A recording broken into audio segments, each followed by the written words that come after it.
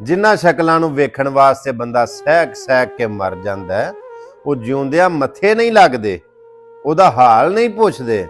ਤੇ ਜਦੋਂ ਅਗਲਾ ਮਰ ਜਾਂਦਾ ਤੇ ਫਿਰ ਉਹਦੇ ਮਰਨੇ ਤੇ ਆ ਕੇ ਉਹ ਐਕਟਿੰਗ ਕਰਨਗੇ ਕਿ ਰਹੇ ਰੱਬ ਦਾ ਨਾਂ ਹੈ। ਬਈ ਸਾਨੂੰ ਬੜਾ ਦੁੱਖ ਹੈ, ਸਾਨੂੰ ਬੜਾ ਅਹਿਸਾਸ ਸੀ, ਸਹਿਕ ਕੇ ਜਿਨ੍ਹਾਂ ਨੂੰ ਮਰ ਗਿਆ ਮੈਂ, ਅੱਜ ਸਦਰਾਂ ਵਾਰਨ ਲਈ ਆ ਗਏ ਨੇ। ਲੀਰਾਂ ਪਾਟੀਆਂ ਵੇਖ ਕੇ ਜੋ ਹੱਸਦੇ ਸਨ, ਅੱਜ ਕਫਨ ਸੰਵਾਰਨ ਲਈ ਆ ਗਏ ਨੇ। ਫੜੀ ਬਾਹਾਂ ਵਿੱਚ ਮੁਸੀਬਤਾਂ ਦੇ, ਉਹ ਕਬਰ ਵਿੱਚ ਉਤਾਰਨ ਲਈ ਆ ਗਏ ਨੇ। ਜਿਨ੍ਹਾਂ ਫੁੱਲਾਂ ਨੂੰ ਸਹਿਕ ਸਰਦਾਰ ਮੋਇਆ, ਕਬਰ ਉੱਤੇ ਖਿਲਾਰਨ ਲਈ ਆ ਗਏ ਨੇ।